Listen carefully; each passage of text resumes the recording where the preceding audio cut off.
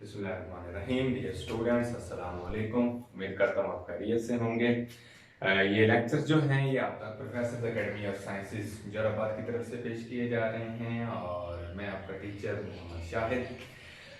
Dear students, lecture की तरफ आगे बढ़ने से पहले जो है मैं आपसे रिक्वेस्ट करूंगा कि हमारा जो यूट्यूब चैनल है learn chemistry bye sir Shahid, ये ज़रूर सब्सक्राइब कर लें, लाइक करें, शेयर करें और दोस्तों के साथ भी जो है इसको ज़रूर जो है डिस्कस करें।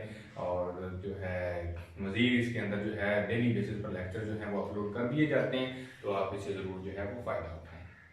आज का जो हमारा लेक्चर है वो हमारे पास first year chemistry second chapter जो है इसका फर्स्ट लेक्चर है। जो सेकंड चैप्टर की बात करें तो ये हमारे पास जो है इसका नेम है एक्सपेरिमेंटल टेक्निक्स इन केमिस्ट्री। ठीक है, इस चैप्टर के अंदर बेसिकली हम क्या देखेंगे कि हमारे पास कौन कौन सी जो टेक्निक्स हैं वो हम यूज कर सकते हैं केमिस्ट्री के अंदर। ठीक है, तो यहाँ पर थोड़ा सा सिंपल सा जो है उन्होंने व्यू दिया हुआ है कुछ टेक्निक्स का, जिनके अंदर जो है हम देखेंगे बारी बारी। जिसके अंदर हमारे पास सबसे पहले आ जाएगी फिल्ट्रेशन, उसके बाद हमारे पास क्रिस्टलाइजेशन आ जाएगी, सॉल्वेंट एक्सट्रैक्शन हमारे पास आ जाती है, क्रोमेटोग्राफी आ जाती है। अब ये नहीं है कि सिर्फ यही टेक्निक्स हैं, इससे हटके भी हमारे पास टेक्निक्स जो हैं वो क्या है अवेलेबल हैं, लेकिन जो है हम इस चैप्टर के अंदर सिर्फ इन्हीं को देखेंगे। अब अगर हम बात करें तो हमारे पास ये जो टेक्निक्स हैं ये बेसिकली कौन सी केमिस्ट्री में आती है। नाइन्थ केमिस्ट्री के अंदर आपने डिफरेंट जो है उसकी ब्रांचेस जो है वो स्टडी की थी। अब इसमें बात करें तो हमारे पास जो है ये बेसिकली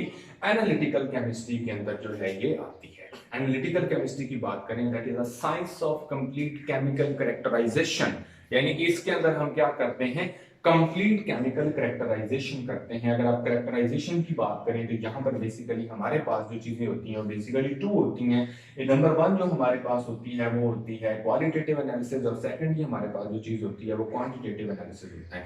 यानी कि हम कंप्लीट करेक्टराइजेशन की तरफ जाना चाहते हैं तो सबसे पहले तो हमें ये पता होना चाहिए कि वहां पर कौन कौन सी चीजें मौजूद हैं, और उसके बाद हमें ये पता होना चाहिए हाउ मच, कि वो कितनी क्वांटिटी के अंदर हमारे पास वहां पर जो है वो मौजूद है।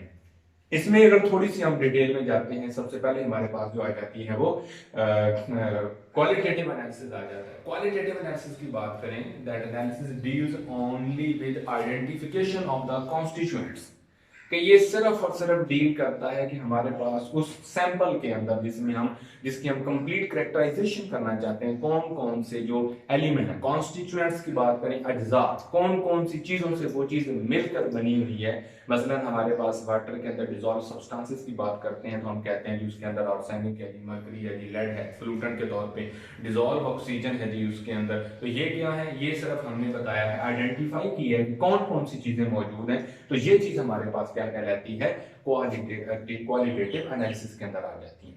क्वांटिटेटिव एनालिसिस की बात करें जो सेकंड टाइप हमारे पास आ जाती है, ये एक अच्छा एनालिसिस जो है वो कंसीडर किया जाता है। क्वांटिटेटिव एनालिसिस की बात करें तो ये हमारे पास क्या करता है, it deals with the quantity of the substance present in a sample.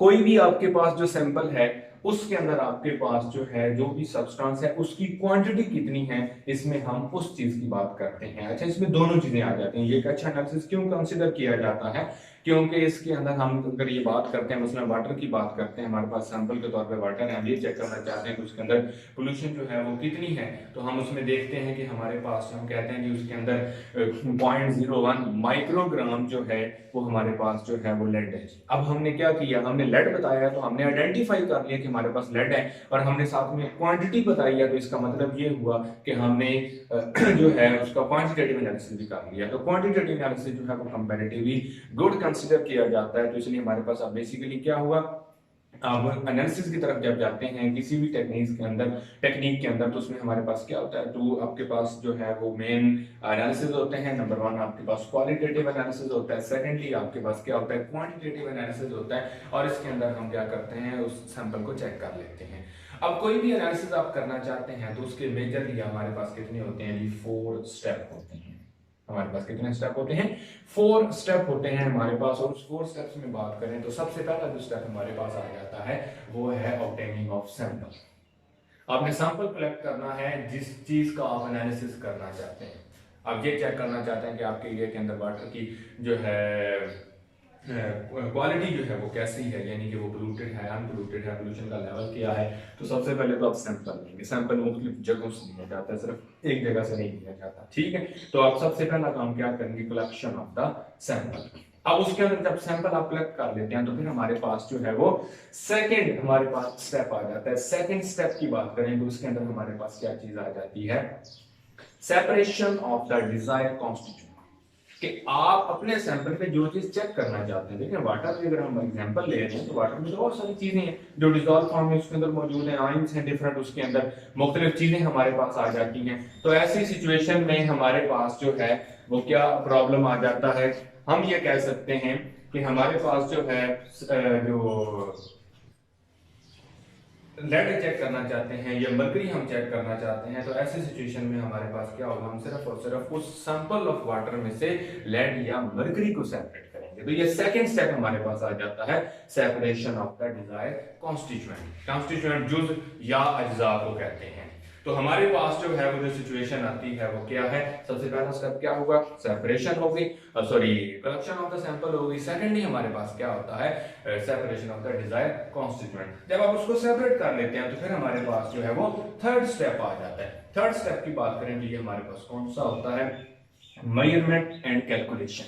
कि जो चीज आपने सेपरेट की है आप उसकी मेजरमेंट करें, आप उसे कैलकुलेट करें कि वो कितनी है, ठीक है जी। जब आप ये मेजरमेंट और कैलकुलेशन कर लेंगे उसके बाद आपके पास जो है वो फाइनल स्टेप आ जाता है, वो है drawing the conclusion from measurement. आपने जो मेजरमेंट की है, जो है उससे आपने कोई कंक्लूजन, कंक्लूजन का मतलब होता है रिजल्ट निकालना।